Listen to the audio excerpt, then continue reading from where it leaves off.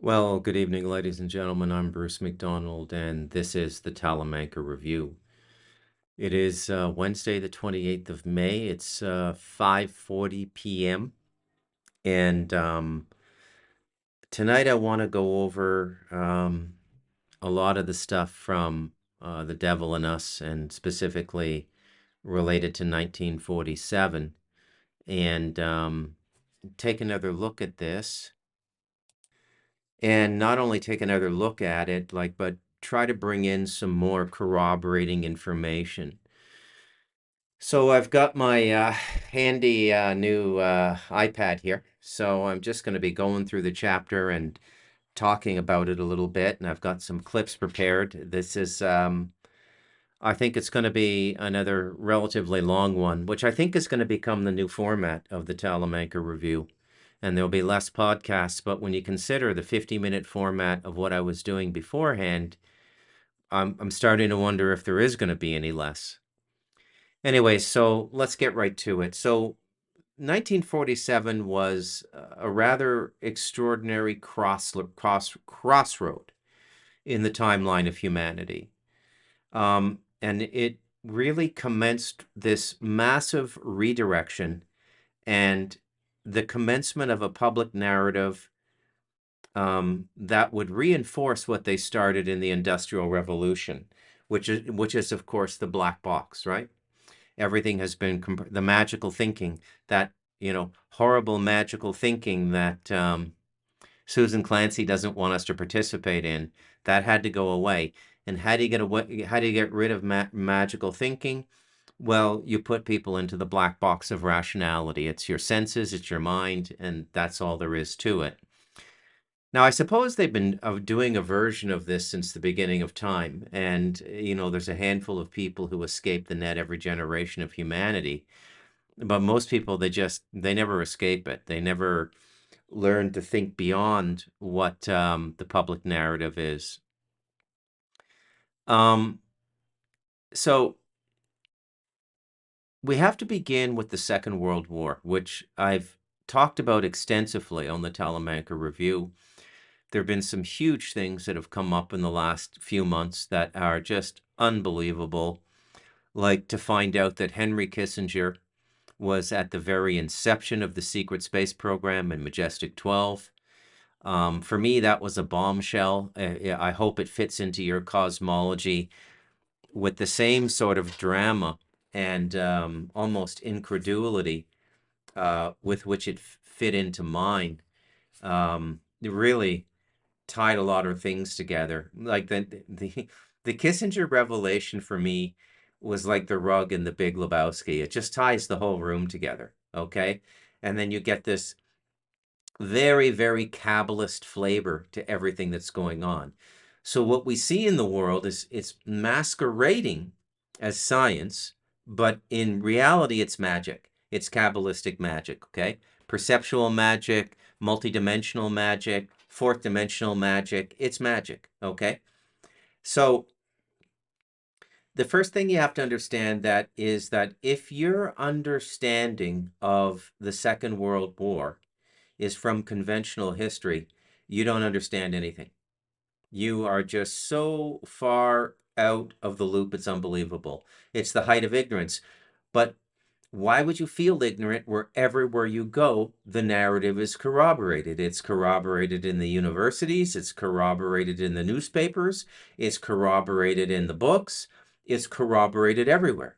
That's what happens when you bury a past. That's what happens when you tell the lie, is that it gets rooted into the generation, and then the future people go forward with that lie. So that definitely happened. Now let's just sort of recapitulate how this narrative dominance and the ability of the public space to dominate narrative came about, okay? And in a sense, what we're talking about is how the West quashed rebellion, okay? Because if we were a free-thinking people, we would have rebelled a long time ago, decades ago, okay? In America, Canada, Australia, New Zealand. but they've been able to thwart off this rebellion and this sort of revolution, even if the revolution is passive. Passive meaning I don't want to do this anymore, and I'm going to go form an intentional living community with 3,000 people.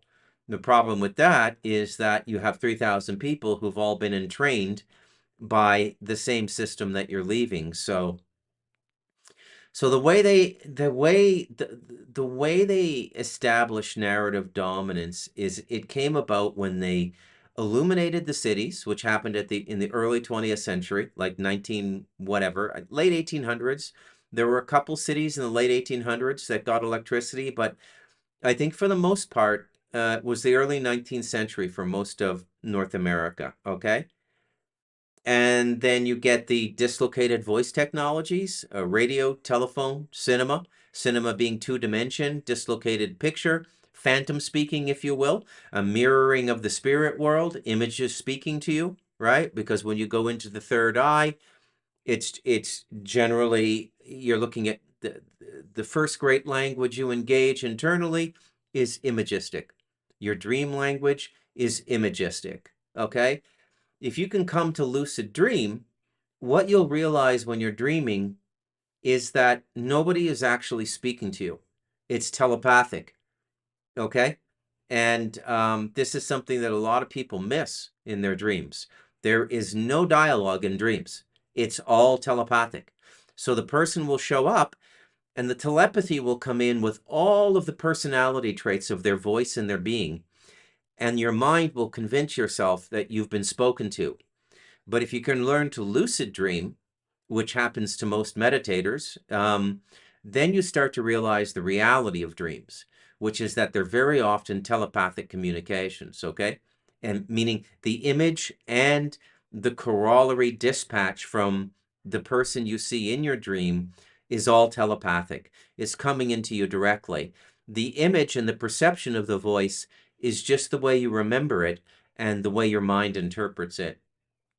So in creating radio and cinema and television, what in essence they did was they mirrored this internal language of images, which is one of the most powerful languages, first of all, because it's an internal language. Now, the cinema is not telepathic. They're actually speaking, the voice is recorded, and so on and so forth, okay? It's not telepathic.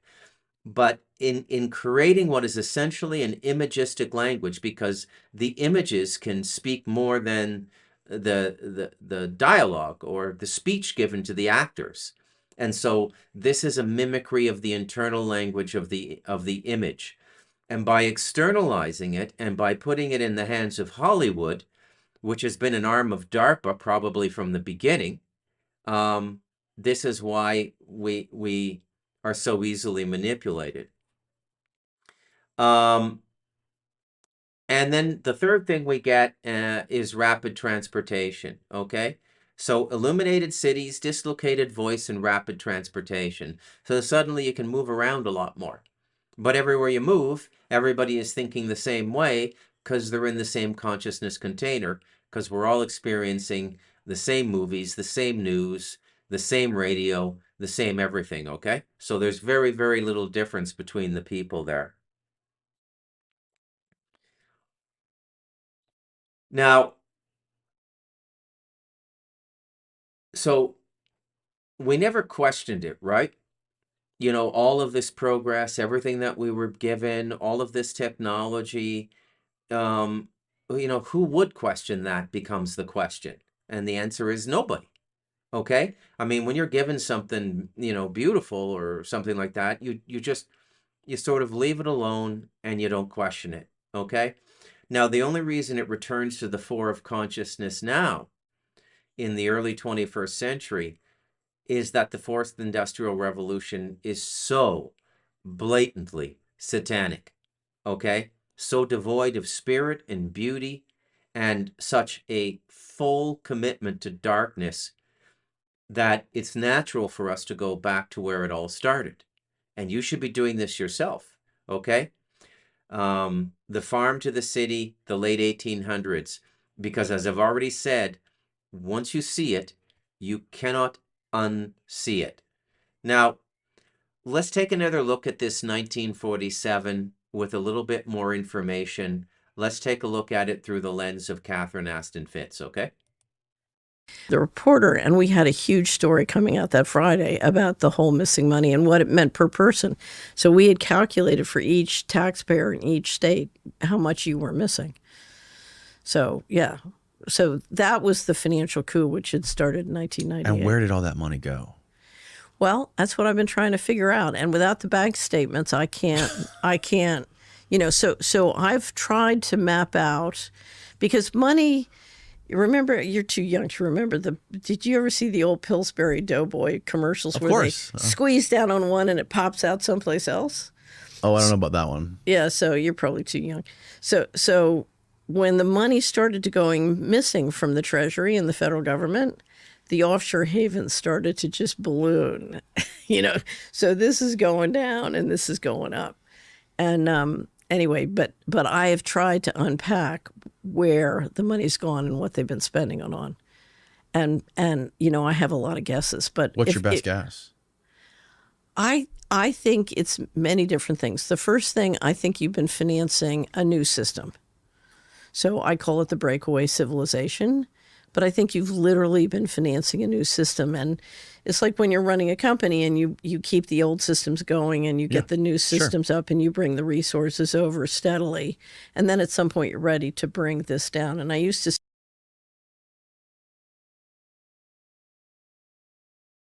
say the Pentagon, they've moved a lot of money out. And in theory, if you look at how much has been stolen, it's enough to run a global government on an endowment basis.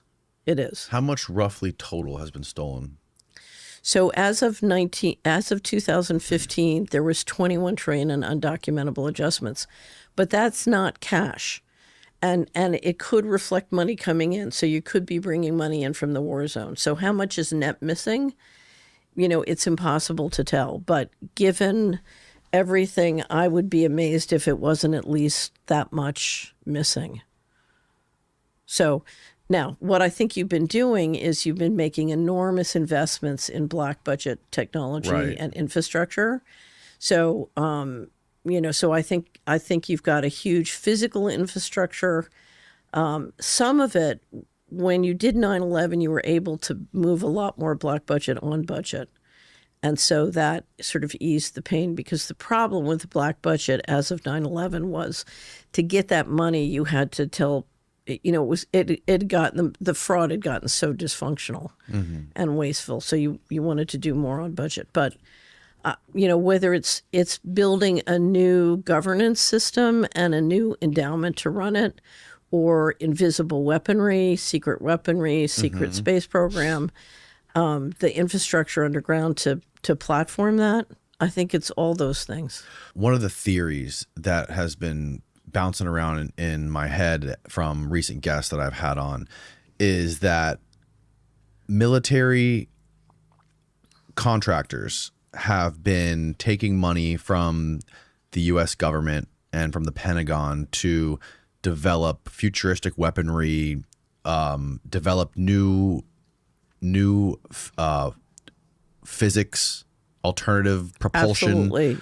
Absolutely. Crafts that have some sort of alternative propulsion systems since the 70s, or even actually probably since the 50s, I think. Here's how it works. Okay. 47. Do you understand?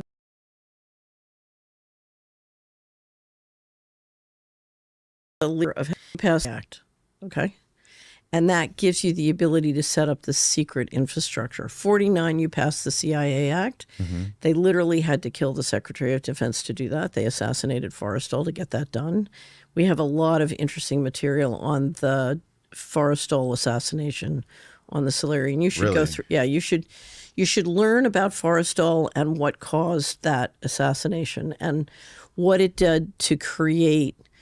You literally took several sections. Wasn't he a KKK guy? Okay. Not that I know of. He was the president of Dillon Reed. He was a partner of Dillon Reed. Okay. Okay. I thought he was in the KKK for some reason. I might be getting someone. Okay. Not that I know of. He was the president of Dillon Reed. He was a partner of Dillon Reed. Okay. Okay. I thought he was in the KKK for some reason. I might be getting someone. I might be thinking of someone else. Never mind. I don't know. I've never Okay. read that about Forestal. I really studied him, but I don't know. Okay. So, Don't worry about it, Steve. well, even if he was, that's not what Okay. got him killed. What got him Right. killed was standing in the way of creating Israel and giving them the nuclear bomb. Oh, really? Yeah, yeah. And he wanted disclosure on the black budget. He was for disclosure on the black budget, and he didn't want Israel. Basically, he didn't want that part of the organized crime syndicate to get sovereign powers. That's so. Anyway, what happened was they made a deal on the 49. They got rid of Forestal. They made a deal on the 49 Act. That created the CIA. Okay. And that made the CIA the most powerful banker in the world. Eisenhower put him in charge of Area 51 security.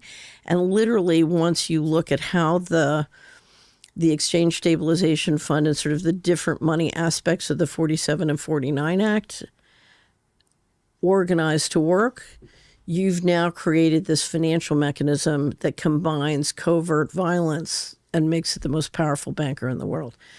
Now, I should say, on the covert side, the most powerful bank in the world is BIS. Didn't they use? I could be wrong about this, but didn't Dulles take a bunch of money from the budget to rebuild Europe after World War II to build Yes. Area 51? That's what I don't know if he used that to build Area 51. He ran a slush fund out of the Exchange Stabilization Fund from Sullivan Cromwell and before they Right. got the 49 Act created. And part of that was to create this infrastructure, because part of it said you can appropriate to all the different agencies and then claw it out secretly to give it to the intelligence Right, agencies. right. So they created, after World War II and all the slush fund money they got from World War II, they created a mechanism to constantly replenish the covert money. But here's the big thing. When Bush came in during the Reagan years as vice president, his deal with the intelligence agencies was he gets to run, or with Reagan, was he gets to run the National Security Council and the intelligence agencies. He creates an executive order signed by the president, by Reagan, that corporations can do highly classified work. Now, let me tell you what that means.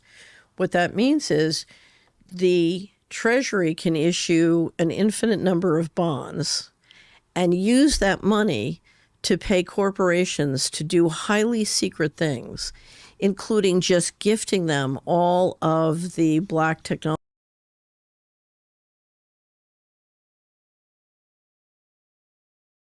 money, taking just all of the black technology funded by the taxpayers and moving it onto their balance sheet, and do it in a secret way that generates enormous profits in the stock market.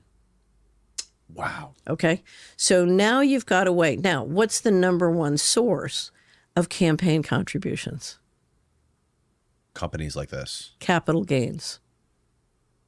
capital gains. Okay. Capital gains. I have a stock. It's trading at a multiple of 20. I give you $1 million a year contract. That goes up by $20 million. Your stock goes up. That creates capital gains for the investors and the executives, who then turn around and they or their law firms make political contributions. It's a kickback system. Right. Okay. Yeah, I understand. So if you read my book, I have an online book called Dylan Reed and the Aristocracy of Stock Profits, and it was designed to explain to you how that kickback system works. Right. Because, and the quote we have at the beginning is an old New Jersey street saying, make a law, make a business. So every time the government does something that makes stocks go up, they get a kickback of campaign contributions Right. from that. Right. And of course, the taxpayers funding the whole thing. Now, let's go back to corporations. Now I can transfer trillions of dollars of invaluable black technology into the corporations and fund them with taxpayers' money to own and develop it secretly and keep it away from FOIA. So you and I can put in a FOIA and we can't find out Right. because it's behind the corporate veil.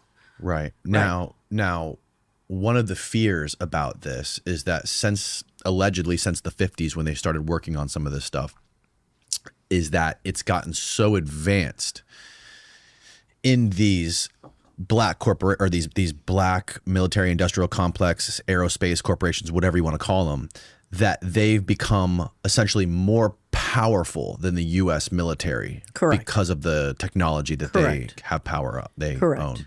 Now, I can't say that it's more powerful than the U.S. military because they need the U.S. military to do a lot of what they're doing. Well, essentially, the way it was described to me is that these corporations or these organizations basically are so powerful and have such advanced technology that they have their own Air Force, their own military, their own Navy, everything. Right. And we've had senators stand up and say this, but what I call them is a breakaway civilization.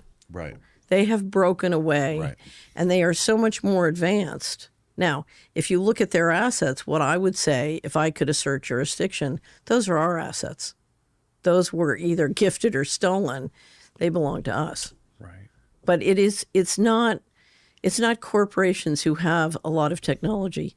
It is a breakaway civilization, and they literally think of themselves as a separate. A lot of technology.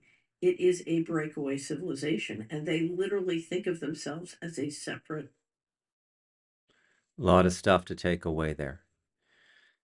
So, Catherine Austin Fitts has turned out to be just an absolutely remarkable voice in this time. Her courage is unbelievable. If you don't know who she is, then you need to do a little bit of research. But she dropped some bombshells in there and paralleled a lot of the information I had in the 1947 chapter of The Devil in Us. And that is, number one, well, let's let it speak for itself. So who was Forestal? Okay, let's take a look at this. What's interesting, dude, was James Forestal. He's the Secretary of Defense under Eisenhower. Okay. And they're doing all this secret shit. They start doing, with all the crash disk and stuff. And he's like, all right, well, we need to tell the public. And they're like, nah, we don't need to tell the public. And he's like, nah, yeah, we do need to tell the public. Bro, they send this fool to fucking Bethesda Naval Hospital, bro. They lock him in the mental ward. Damn. The Secretary of Defense, bro. For saying that he needs to tell the public. Right? And they won't let his family and friends visit. So finally, bro, on May fucking 21st, 1949, his brother calls down there and is like, yo, what you're doing is illegal, and I'm going to come get my brother, bro. The next day, this fool's fucking outside his window, like a 3-story drop. He had tied it, supposedly he had tied a sheet around his neck and jumped out the window, and the sheet broke, and he fucking plummeted like to his death. Damn, G. It's the Secretary of Defense, bro. Damn. Crazy, right? Yes. And his journal, all his secret documents in his journal that he kept were confiscated by the CIA, and then later released as a work of fiction, but it's not a work of fiction. There's an author by the name of Whitley Strieber, and he's a CIA asset or agent or whatever. Yeah. And probably something to do with Operation Mockingbird, right? They write whatever, but those journals were released as a work of fiction, and the book is called Majestic, which ties into Majesty 12. I see what you just did there. So there you have it, the beginning of the whole thing in 1947, the world that is coming to fruition now. Okay? Now, it's interesting that they had it planned all the way back then, but I think the first public articulation of New World Order, I mean, aside from them printing it on the U.S. currency in Latin, is at the Berlin Wall. And it's George Bush Sr., who his father, Prescott Bush, worked closely with the Nazis all through World War II. Everything I think we've been told about World War II is some form of falsehood. I don't believe that the antagonists were who we were told they were, the protagonists either. I really don't have a clue now. I just know that most of what we've been told is complete bullshit. Now, from the book, 1947, let's just take a look at this, okay? Not many people have had the courage to articulate the tremendous symmetry, the uncanny similarity between the Nazis and the Zionists. And when you start to look at it, it's unbelievable. They're like two sides of the same coin. It would be difficult to come up with a better billing in the world of professional wrestling. Ladies and gentlemen, in this corner, we give you God's chosen people. God's chosen people, reviled and vilified by Christendom as the drinkers of children's blood, the blood libel cult that has terrorized villages and hamlets for centuries, stolen Gentile children, and worshipped dark entities.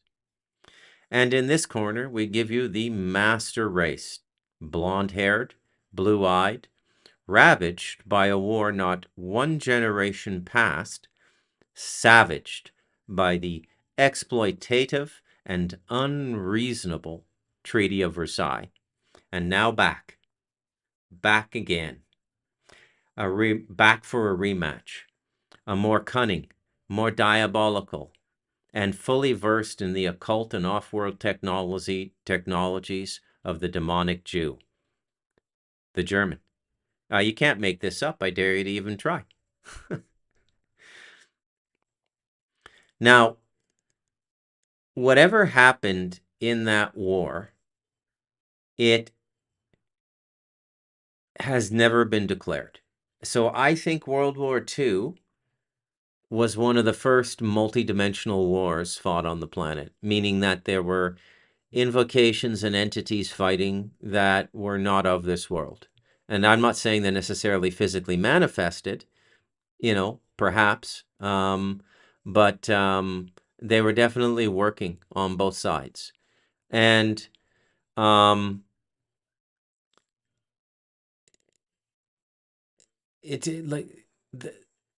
you can't overlook the Zionists and the Nazis, okay? You can't overlook how they're so similar. And as I've said before, it seems to me as though whatever they were, whatever they are, they're both in full force, the Zionists being public and the Nazis not so much. But the Nazis are becoming more and more a public force now. And this is why it's coming up more and more in the public consciousness, because there's Nazis everywhere now. Okay? People of the Nazi ideology, descendants of the Nazi, the SS survivors, descendants of Paperclip, all of these sorts of things. They're everywhere. Okay? Now, from my personal perspective, let me be clear about this because I don't want any ambiguity. I find both perspectives absolutely disgusting. I find the notion of a master race and eugenics and killing of the mentally retarded and the killing of gypsies, homosexuals, and Jews, which is alleged to have taken place under the Nazi rule. And I don't dispute that. I would dispute 6 million, and I would dispute the Holocaust, as I already have. But that doesn't take away from the fact that these people were rounded up and they were treated horribly and they were often exterminated. Okay? And all based on an ideology that came out of the Nazi regime.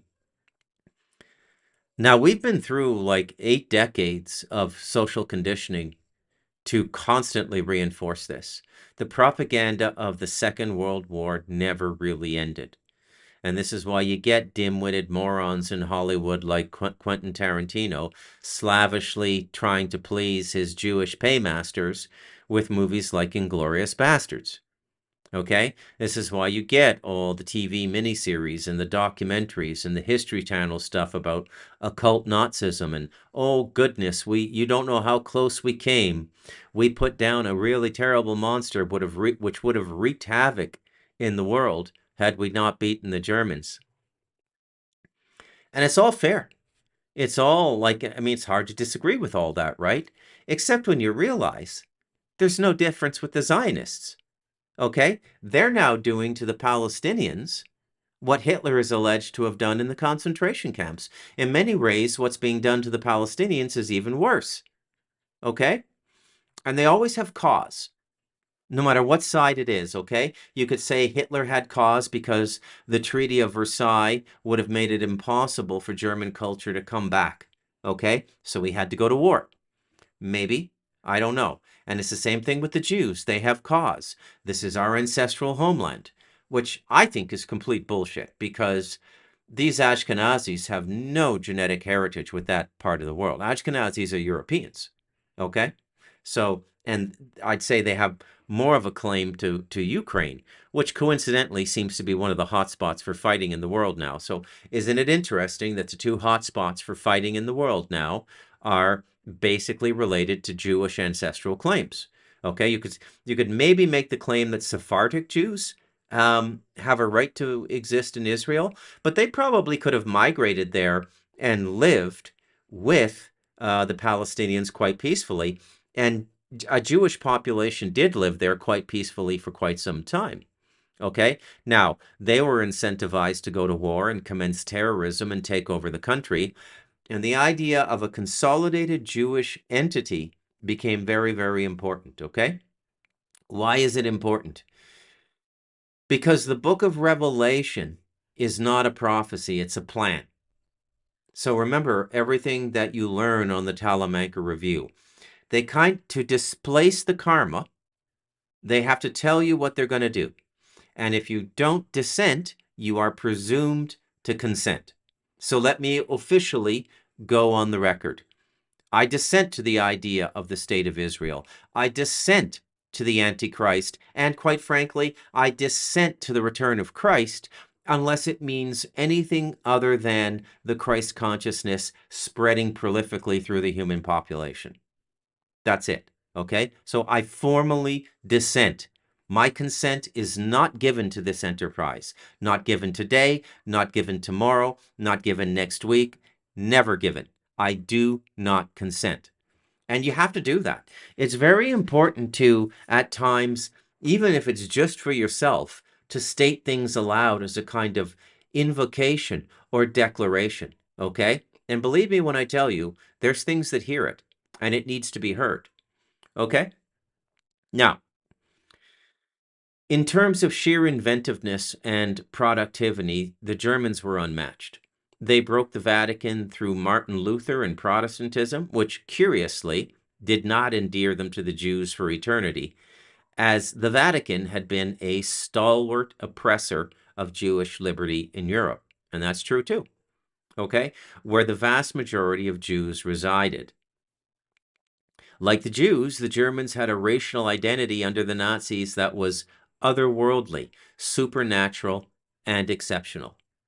They openly spoke about eugenics and cleansing the earth of the racially impure. It's no secret that the Jews are equally hermetic in their racial superiority. But where the Germans were open and direct in their rhetoric and beliefs, the Jews preferred the backroom. Low fanfare of commercial control and usury through banking and money, a world in which they had gained a considerable foothold with the war for the British throne in the 1600s. Cromwell, the Stuarts, William the Orange, and the Amsterdam Jews, the Sabbateans, no less, apostate Jews, okay, who wanted the central bank charter for what would become the Bank of England. And some might argue it was these very Jews who made sure the Germans had the screws put to them in the Treaty of Versailles, which, according to most rational observers, was the inevitable catalyst for the rise of Hitler, with the promise to release the German people from the perpetuity of squalor, exploitation, and endless and irreconcilable debt, the Jewish hell, which most of the First World is in now, isn't it? Okay?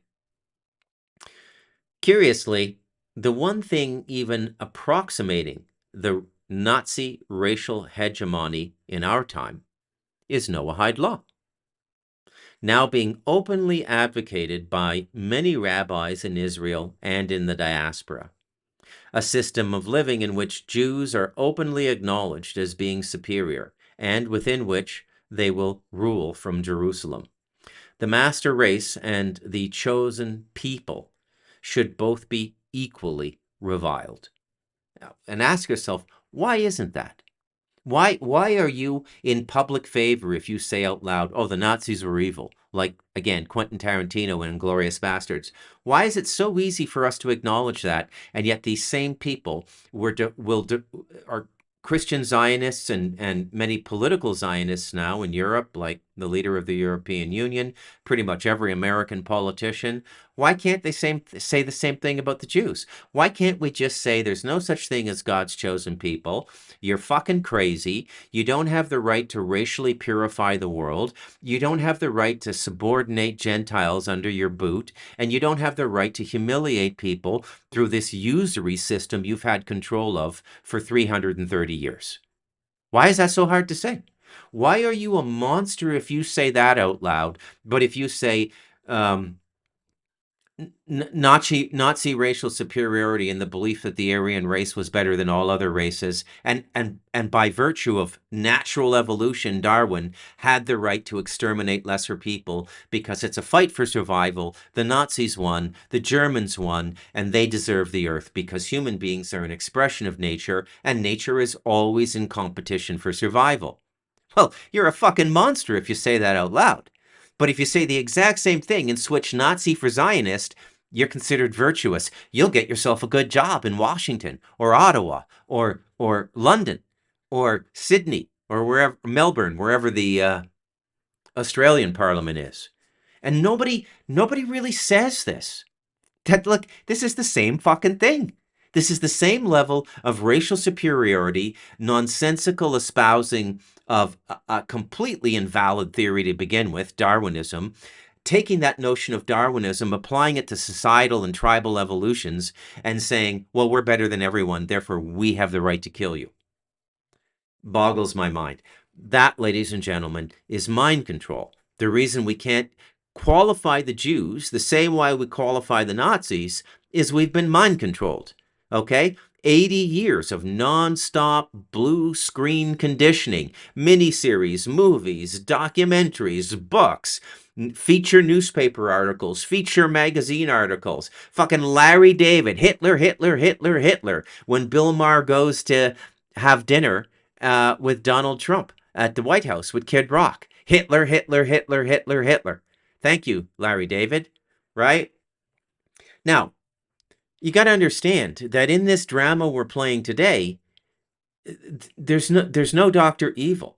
It's just one group of mind-controlled people. The Jews are mind-controlled by their rabbis, their mothers, their grandmothers, and the whole Jewish narrative, the myth of superiority, the myth that they're God's chosen people, the myth that they're meant to rule the world. What do you think it's like growing up under that? Okay? You hear it every fucking day. By the time you're 10 years old, you're going to kind of believe it. Okay? All right.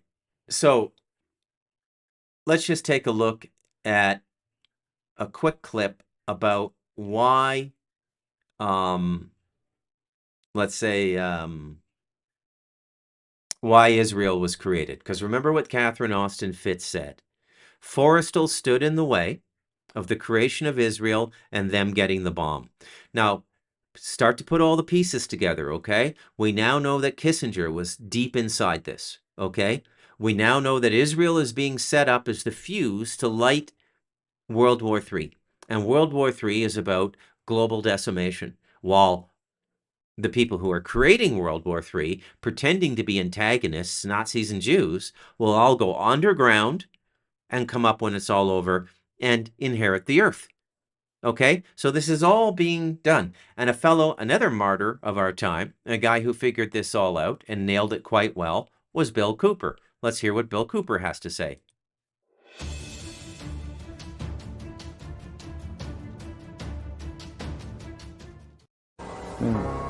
What role in the Middle East again does Israel play in this?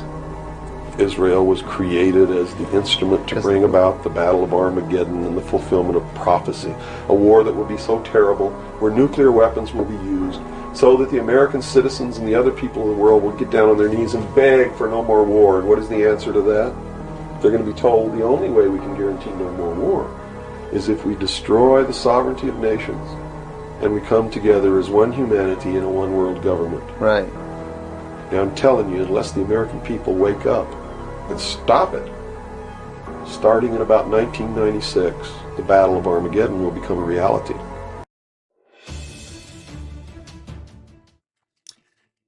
And there you go. And we're well on our way to seeing that realized now. I don't think you have to be a psychic or a clairvoyant to see that this is the trajectory we're on now. And I don't think you have to be paranoid or conspiratorial in your mindset to come to the conclusion that it is all 100% intentional. Now, Protestantism snakes its way back to Judaica, its intended trajectory all along. As certain to the Hebrews who assisted the biblical translations of both the Geneva and the King James Bibles as the migratory path of Canadian geese in winter. The Protestant movement went right back to the root. Now, it's interesting that Germany was the home of Protestantism. So Germany went through the whole cycle, realized what it was, and turned on the Jews. So you get the whole cycle of the Enlightenment in Germany. And why? Because the Germans have always been ahead of us, okay? If you think I'm being dramatic or I'm putting them up on a pedestal, go and read their philosophers. Hegel, Schopenhauer, Nietzsche. The Germans have always been ahead of us. They're a brighter people, they're a smarter people, they're a more productive people. So the end of Gentile engagement with the Jews through Protestantism is conflict, because the Gentile realizes he or she is the sacrifice at the end of it. The Germans saw it first, they acted, and they got taken out by the Zionists and all their useful fucking idiots too stupid to see what the Germans had seen. Okay? And I'm not trying to do a big anti-Semitic show here, because this isn't about Torah Jews living their faith. I honestly believe in its original format, the Torah in Judaism is a path back to God, and it is a system of righteous living. Political Zionism and the Mossad has nothing to fucking do with that. Okay? All created around the same time. 1949, 47, 49. Okay? So we find more and more support among the clueless Christian Zionists for Jewish supremacy, which should have died a public death as certain as the master race. But it gets better. The Nazis were not really defeated either. Yeah, sorry to be the bearer of bad news, but the Second World War never really ended. The Nazis were never defeated. Nuremberg was a theater. The decades-long hunt for alleged Nazis by Simon Wiesenthal and his like is an extension of the theater. The real Nazis are alive and well, preserved by the otherworldly alliances they made during the war and the human confederacy they created, which, having taken a page from the Jewish book of low-key operations, remains clandestine.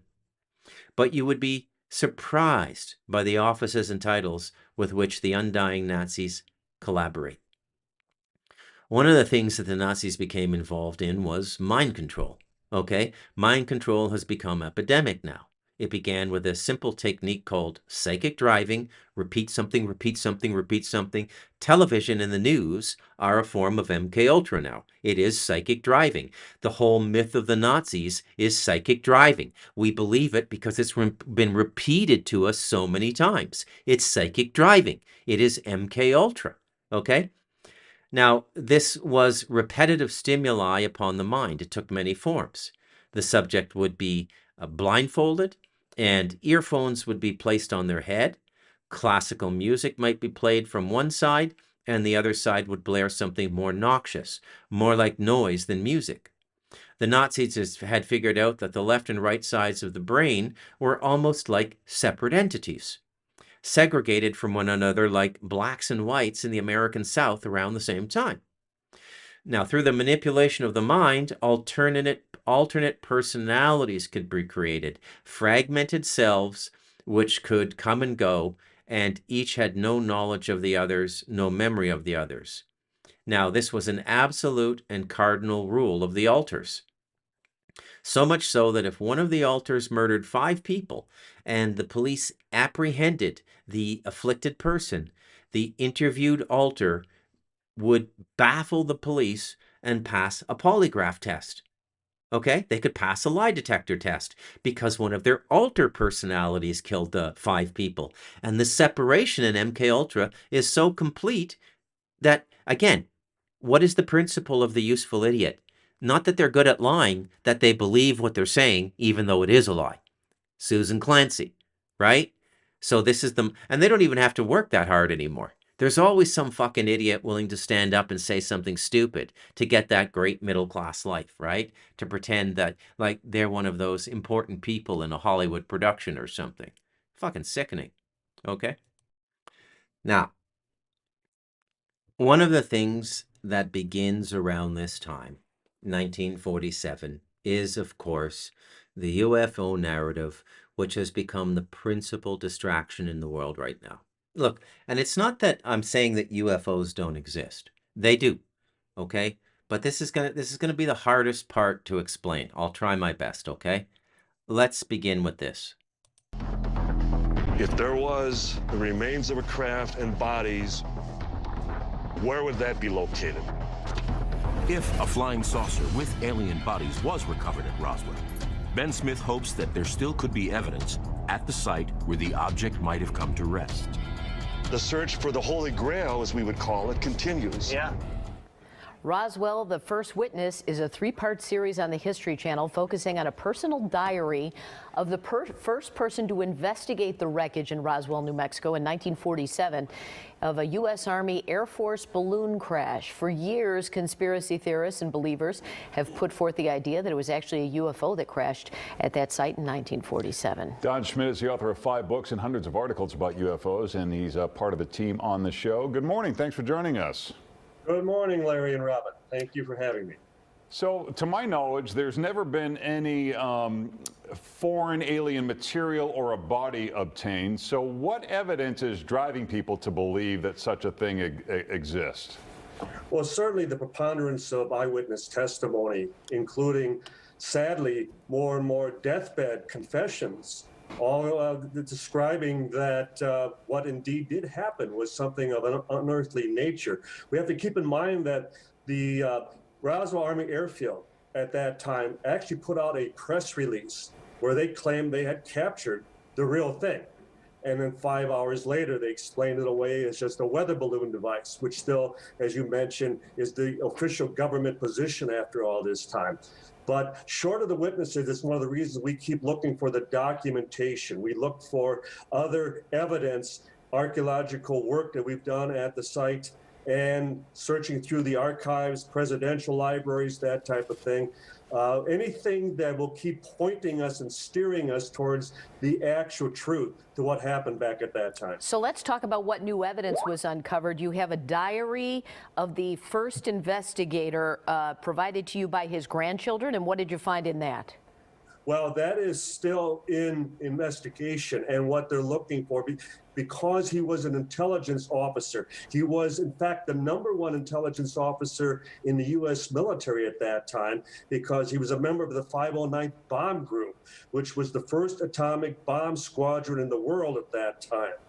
So they're looking now, as far as cryptologists, as far as any coding, anything that might suggest more than what was actually written by him at that time, because he was under strict, as far as a security oaths at that time.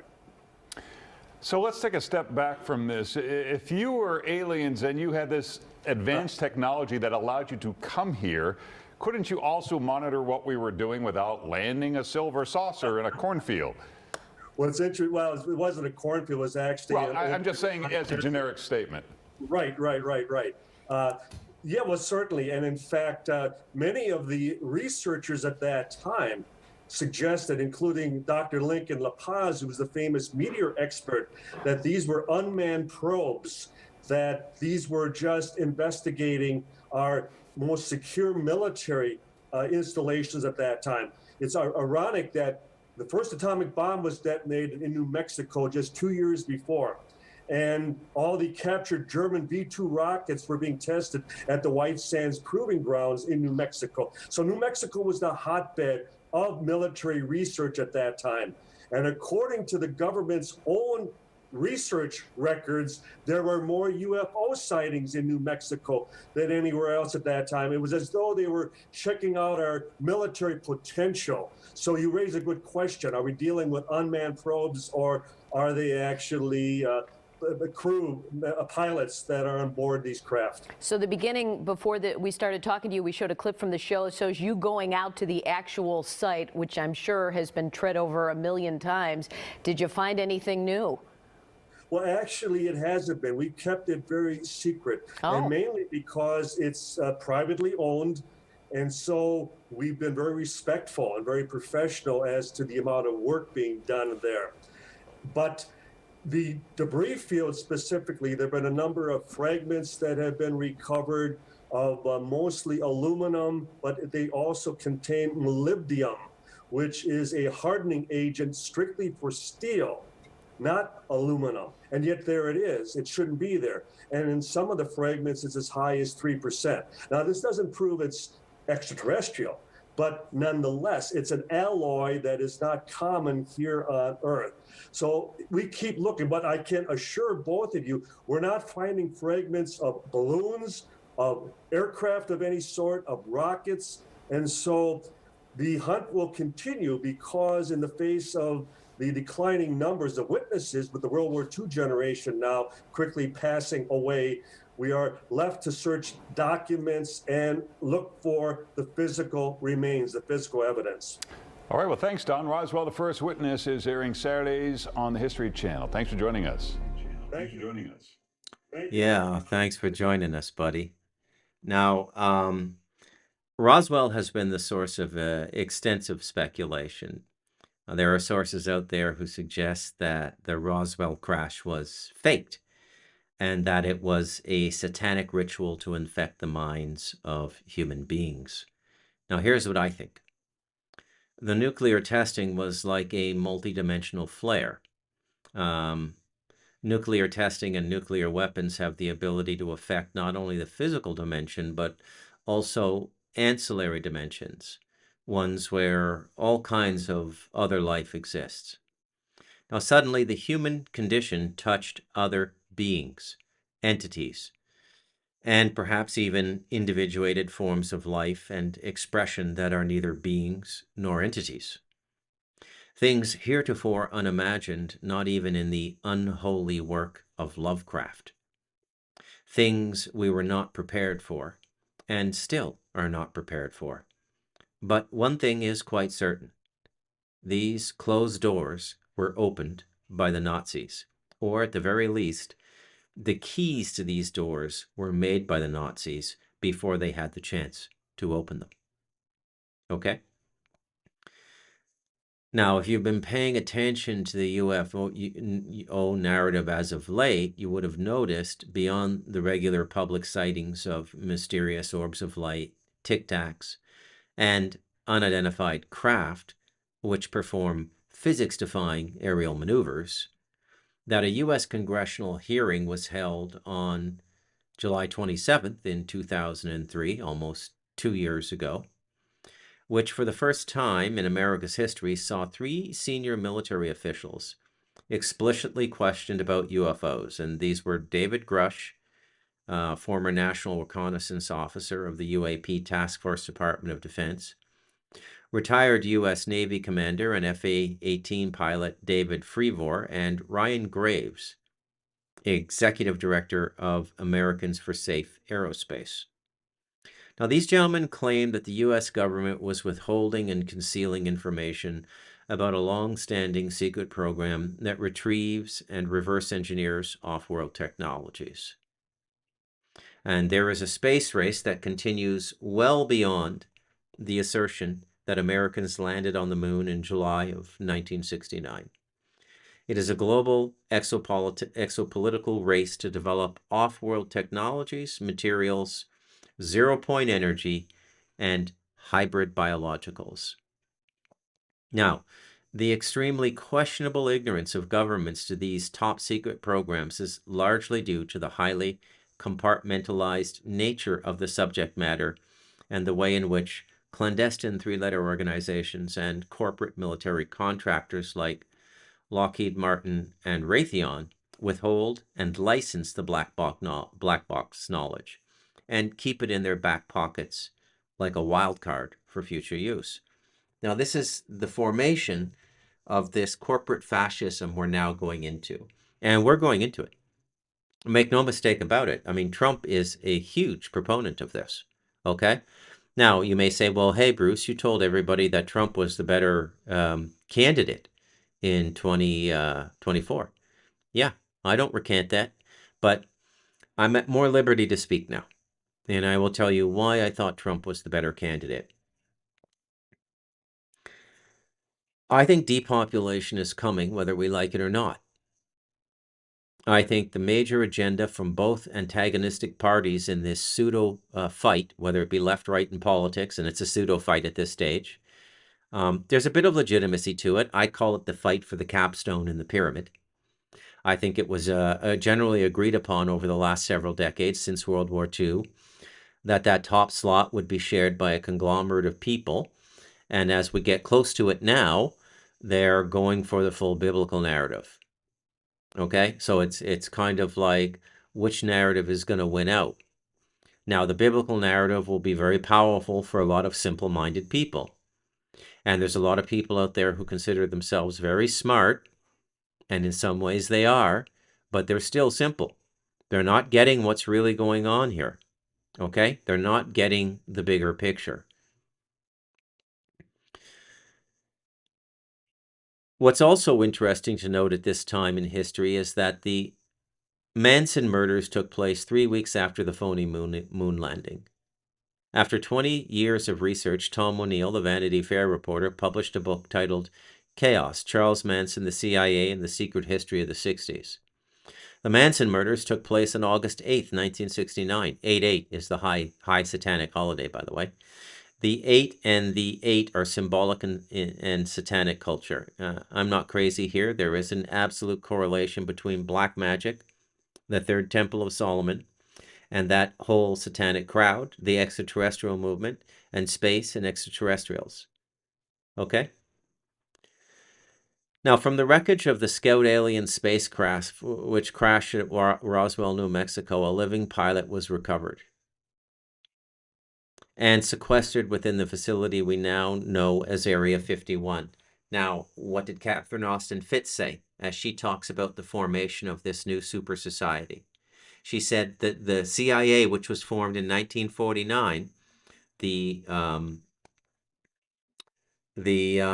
inheritor of the OSS. So the OSS was the Office of Strategic Services, which was a joint intelligence task force between Britain, America, and the rabbis, okay, which went on to become Israel.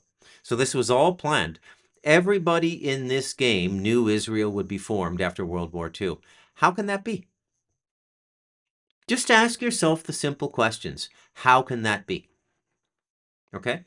It's like everybody knows. So in 49, you get Forestal murdered, and he was murdered. Make no mistake about it. You can do more research into that on your own.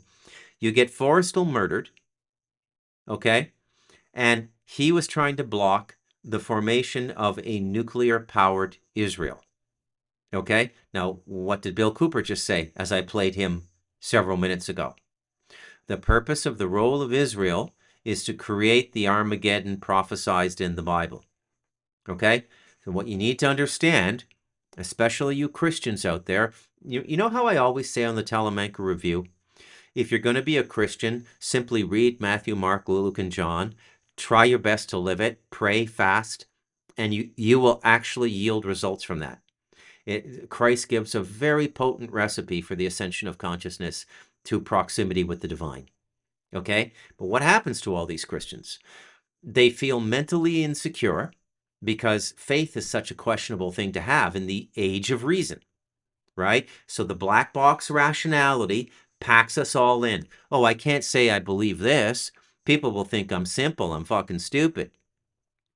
So you come up with all these fancy rationalizations for why you have faith. The best example out there now is Jordan Peterson. I mean, when that guy starts talking about why he believes in Christ and why he believes in God, it's like watching fucking Cirque du Soleil in Las Vegas. It's just, if you can't explain it, you don't need to explain it to everybody. Okay? If somebody doesn't have a divine connection, there may be a very good reason for it. It may be an unsouled body and they're incapable. Okay? There's all kinds of empty fucking containers walking around now. Okay? We talk about hybrids. What I never talk about are the empty containers. Okay? There's a lot of bodies out there now. Nobody's home. That's it. They're just organic robots. And I don't know what happens. I don't know how they become that way. I mean, maybe the TV just reaches out and grabs their psyche, their astral body, and pulls it out. I don't know. But there's a lot of empty vessels out there. But anyways, I'm kind of avoiding the big topic here. Okay? And the big topic is the materialization of the UFOs and how it comes out after World War II. And World War II was fought by two supremacist groups, which ultimately made a truce. Nobody won, nobody lost. There wasn't a truce. All those paperclip dudes wouldn't have come over, and we sure as fuck wouldn't have made Wernher von Braun the head of NASA. Okay? So don't tell me the fucking Nazis lost the war. They got restructured is what happened. It was a corporate takeover and they got brought in. Okay? Now, what do the Nazis and the Jews have in common? They're both steeped in the fucking occult. Steeped in it. Okay? Absolutely steeped in it. Now, this is the part of the show where I just do my thing. Let's say that the first hour was presenting my case, okay, about 1947 and all of those things. Now, we have this tremendous rift in the world between scientific-minded people who are part of the UFO disclosure, which has largely been a disinformation campaign by Air Force intelligence, people like Rick Doty, stuff like this, Hal Puthoff. It's all disinformation. Pretty much everything that has been out so far about the UFOs is disinformation. Or I shouldn't say completely disinformation, but it's meant to misdirect, not to clarify. Okay? And again, because it all has to do with the secret of secrets. Okay? About what we are, what human consciousness is, and what we're capable of.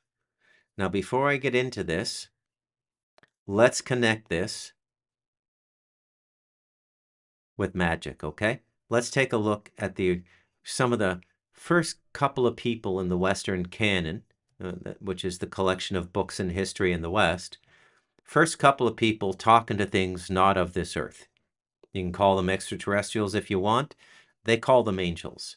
This is John Dee and Edward Kelly. Welcome to Beyond the Rabbit Hole. Today, we're exploring the mysterious and enigmatic communications from the Enochian angels to the famed Renaissance occultists John Dee and Edward Kelly. These angelic messages, received during their scrying sessions in the late 16th century, are filled with strange symbols, cryptic languages, and bizarre instructions. If you're fascinated by esoteric knowledge and historical mysteries, this video is for you. Let's uncover the top 5 most bizarre communications from the Enochian angels. First, we delve into the revelation of the Enochian language. The angels dictated a complex and entirely new language to Dee and Kelly, complete with its own alphabet and grammar. This language, known as Enochian, was said to be the language of the angels and was purportedly used to communicate with higher spiritual beings. The sheer complexity and uniqueness of this language, which has fascinated and baffled scholars for centuries, remains one of the most bizarre aspects of Dee and Kelly's communications. Next, we explore the vision of the Aethers. The angels guided Dee and Kelly through a series of visions known as the Aethers, or celestial realms. Each Aether contains strange and often terrifying imagery, with angelic beings delivering cryptic messages about the nature of reality, the cosmos, and the spiritual hierarchy. These visions were said to provide profound insights into the workings of the universe, but were often couched in symbolic and obscure terms that made them difficult to interpret. Our third communication involves the angels' apocalyptic prophecy. Dee and Kelly received dire warnings about an impending apocalypse, including specific predictions predictions about the end times and the role of various nations and leaders. The angels described catastrophic events and urged Dee to take action to prepare for the coming upheaval. The dramatic and doom-laden nature of these messages, coupled with their detailed yet cryptic descriptions, add to their bizarre and unsettling nature. Fourth on our list are the detailed instructions for constructing the Holy Table. The angels provided Dee and Kelly with precise measurements and specifications for creating a sacred altar, known as the Holy Table. This table was to be used in their scrying sessions and was inscribed with complex symbols and Enochian script. The intricate nature of these instructions and the emphasis on exactitude suggest a ritualistic and mystical significance that borders on the obsessive. Finally, we examine one of the most controversial and bizarre commands, the instruction for Dee and Kelly to swap wives. The angels allegedly told Dee and Kelly that they must share their wives as part of a divine plan to strengthen their spiritual bond and further their mystical work. This shocking directive caused significant tension and doubt between the two men and has been the subject of much debate and speculation. The moral and ethical implications of this command, coupled with its strange and personal nature, make it one of the most perplexing communications received from the Enochian angels. There you have it, the top 5 most bizarre communications from the Enochian angels to John Dee and Edward Kelly. These messages, filled with strange languages, cryptic visions, and controversial instructions, continue to fascinate and mystify scholars and enthusiasts alike. Whether you see these communications as divine revelations or the product of vivid imaginations, they offer a unique glimpse into the esoteric world of Dee and Kelly. If you enjoyed this video, don't forget to like, subscribe.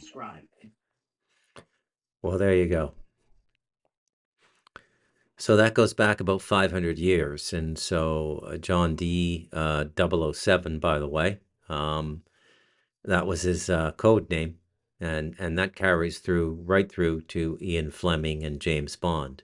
So there's a little connection for you.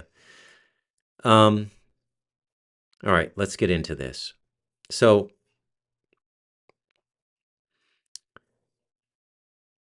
I'm going to try my best to explain this all to you. Okay? And explain why we're in the situation that we're in now and how it came about. First of all, John Dee and Edward Kelly developed their system by, what is an Enochian language? What is the root of that word? Well, it's Enoch, right? Where do you know the word Enoch from? Well, it's one of the books of the Bible that was left out of the Bible, the book of Enoch. Okay? Now, Enoch is probably one of the more phenomenological books of the Bible in its ability to facilitate communication between our reality and another reality. Okay? Now, how does this work? Well, our consciousness, when it's in the normal learning cycle, and a cycle can be astrological as well. So there will be certain limitations on what can come into the human imagination naturally. Let's say what has been flowered or seeded, not flowered, but seeded to flower in the world, seeded in the astral. And these things that are in the astral are the result of the phase of time that we're going through. Okay? So there's a limitation on what we can manifest in a certain astrological cycle. Astrological cycle is generally about 2,600 years. Okay?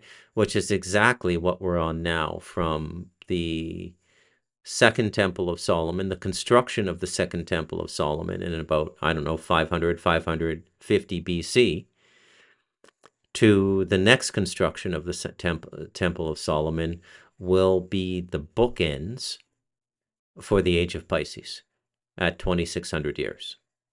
Okay? Now, I'm not an astrology guy, and I don't recommend that you go out and spend a lot of time in astrology. Our job as human beings is to encompass as much of the God energy as we can, which is a flow of energy that comes from the Creator and produces clarity in our thinking, joy in our perception, lightness in our heart, and a connection with life. That is what a human life is supposed to be about, in my opinion. You can disagree with me. That's fine. Okay. But in my opinion, that's what a human life is about. And every story that we like, whether it be a movie or a novel or what have you, every story that we like is in some way a detour from the natural path into darkness and then rectifying and getting back on path. Well, we call this the heroic journey. And that phrase was coined by a mythologist in the 20th century named Joseph Campbell, who is I would say, a companion read to Carl Jung, if you want to understand archetypes and mythology and stuff like that. Okay?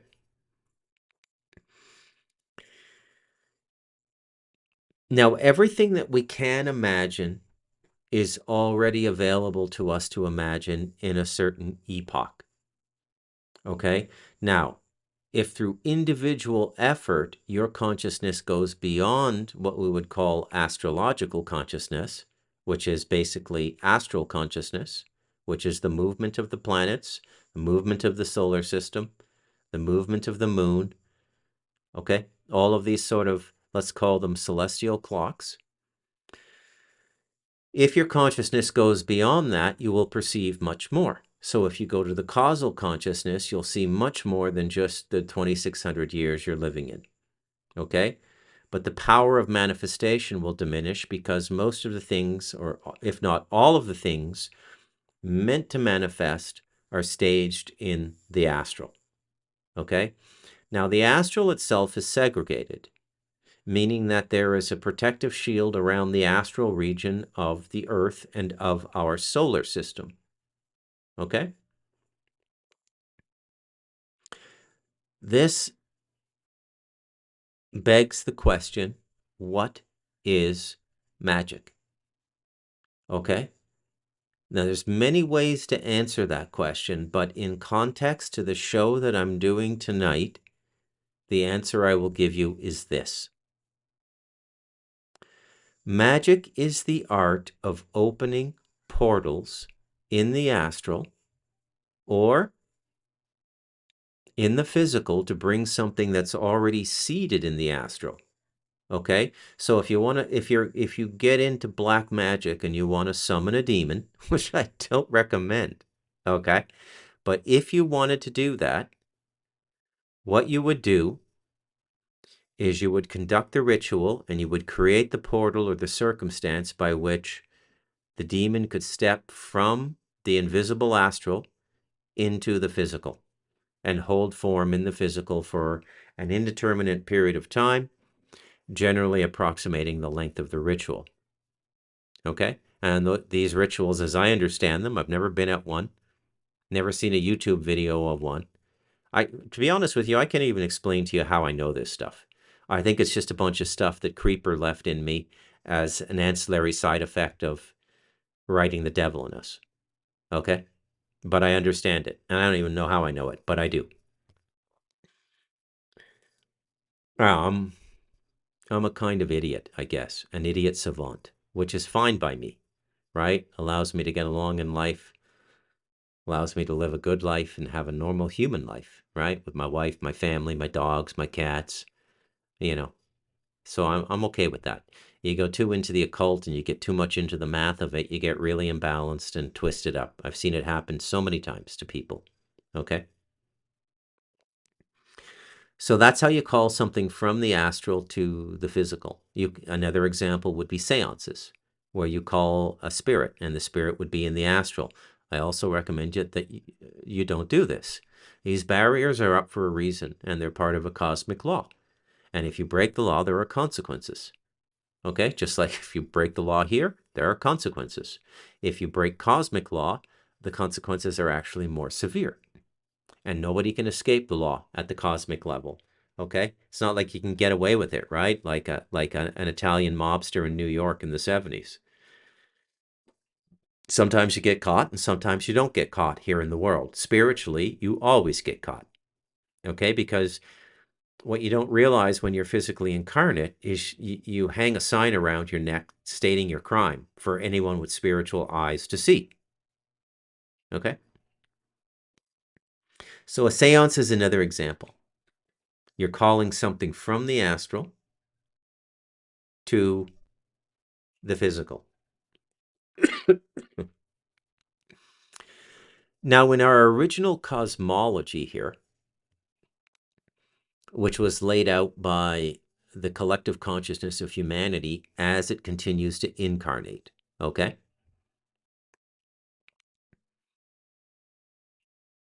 Well, actually, no, that's not a good example because Atlantis had open extraterrestrial contact as well. Okay, there are phases we go through where we're left alone by other intelligences in the galaxy. It may be that we have fallen from grace and are considered unsuitable to communicate with. So Atlantis had open communication with extraterrestrials. Ships would land. It was a common thing.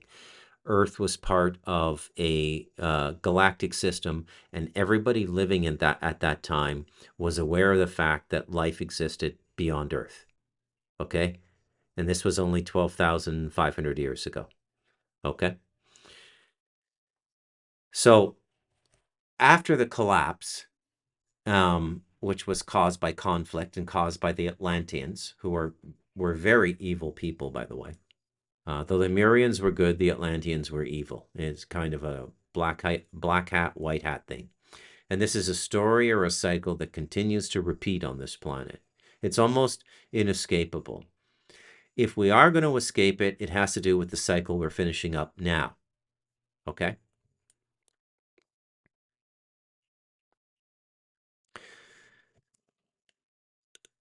So higher magic, okay, is double portal magic. So what's double portal magic? Double portal magic is where you first open a portal on the astral. And then things that are not supposed to be in the earth astral come into the earth astral. And then once they're in the earth astral, they can manifest on earth if an astral physical portal is created. Are you with me? It's getting a little bit esoteric. But this is how it's done. An astral physical portal is created, and what is brought in from the portal created on the astral to a place far beyond the earth astral. Okay, so you open that door, you bring the things in. They're sitting in the green room. The earth astral is the green room. It's like sitting in the green room waiting to come out on stage with Johnny Carson in the 70s on The Tonight Show. Okay, Earth is the Tonight Show. The green room is the astral. So what happened in the last few hundred years is the occult technology got so prolific that a whole bunch of portals were opened on the astral. And all this stuff started coming into the human collective unconscious. Because if you're not aware of the astral, it will be what we would call unconscious to you. So the unconscious mind that Carl Jung documented in the early 20th century is not the same unconscious mind we live in now. So the unconscious is a form of geography. It's a time and a space unknown to us and non-physical. Now, as a general rule of thumb, when you're living, you don't want to imagine something that you cannot make real, because it just becomes a form of torture. Okay? So, when a human being becomes a saint, and they go up to the 12th dimension or beyond, and they're dealing with the pure energy of the Creator, if they're still in body, everything around them for several kilometers is completely lit up. If you're sensitive enough, you would know you are in the field of a saint if you came in within 2 or 3 kilometers of them.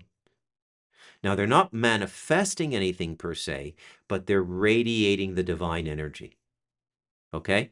So they go all the way up, and they end up being ground wires for the divine. In India, we call them God-men. I think the way Christ called himself the Son of God, I think it was a play on the Sanskrit idea of the God-man. I don't want to get into a big religious fucking fight here, Okay? It drives me crazy that I have to think about what I'm going to say on my show because I may get some offended fucking Christian writing me a note. I don't give a shit. Well, I do, or I wouldn't have said what I just said. I do give a shit, actually. I'm a very, very, very sensitive human being. So our main job as human beings is to go as high as we can in our consciousness. The human fascination is going up a little bit and then going left or right. And this creates all kinds of problems down here, okay?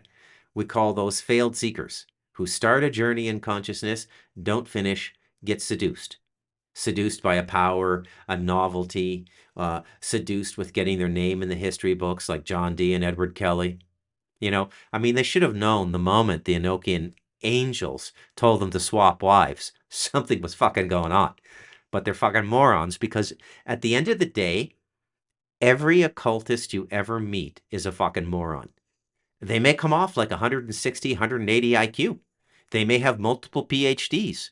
You hang around that guy long enough, you'll see their whole life blow up because they're a fucking moron and they didn't see the warnings in their life and they got into that shit anyways.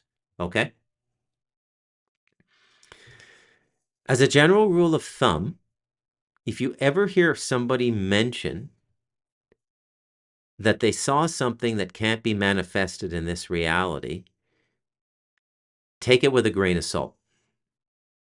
I'll give you an example of what I mean. And I don't like to pick on people, but it's better to use an example everybody might know.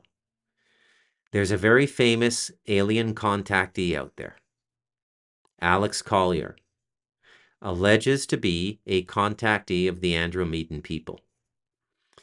In his earlier interviews, 20 years ago, he talks about being taken places where there were colors that we don't have on Earth. Okay? Now, color is a relatively fixed thing through all the dimensions. It changes, the vibrancy of it. You can see colors that are more, let's say, luminescent, like bioluminescent on the astral. A lot of things on the astral will have bioluminescent light, which is different colors. I suppose we have it here too, but it's just the astral manifesting to physical vision among clairvoyants and psychics, and that's the human aura, right? But generally speaking, the color spectrum is a part of the entire chain of being we have all the way up to the Creator. So the question then becomes, if Alex Collier saw colors that we don't have here, why hasn't he manifested them? Because he can't.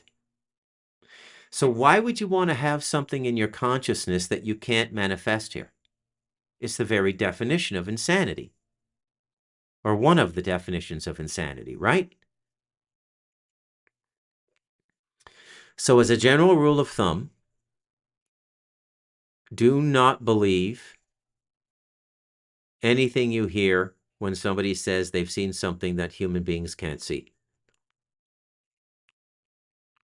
Okay?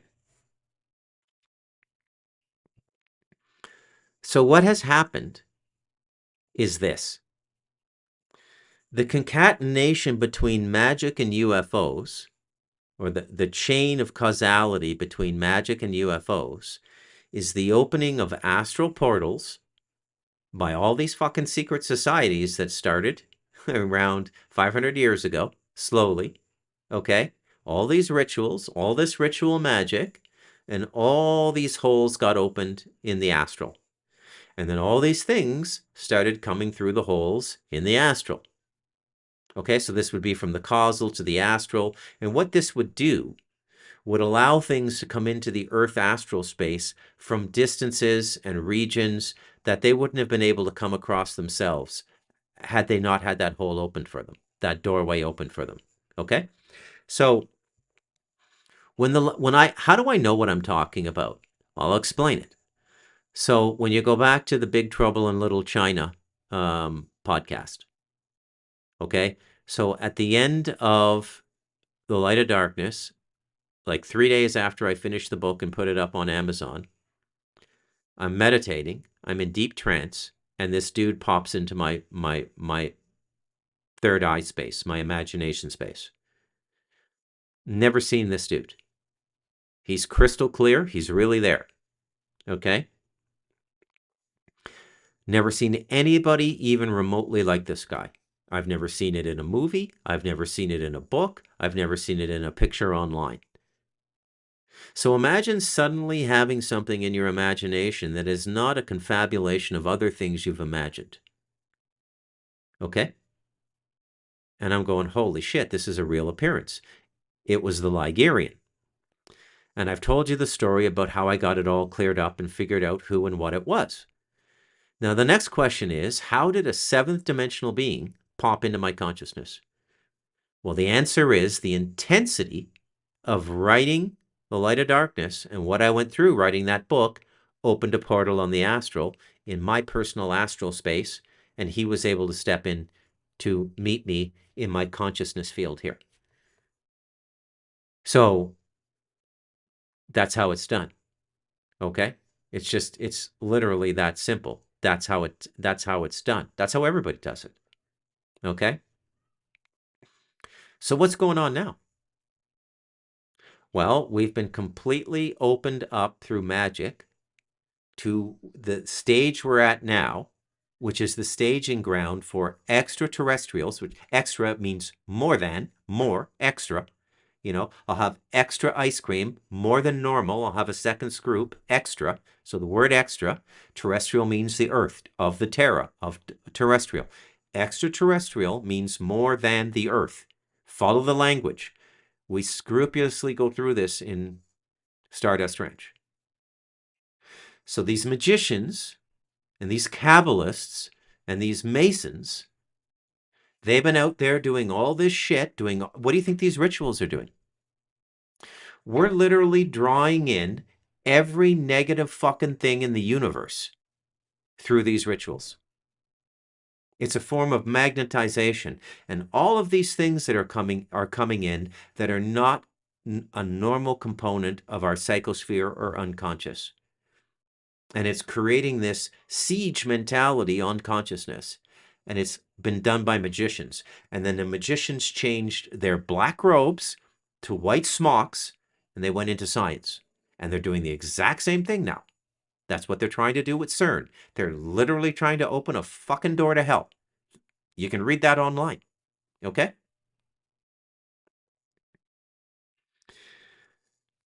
All right.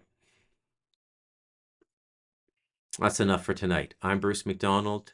This has been the Talamanca Review. I'm going to call this 1947, The Doorway to Hell.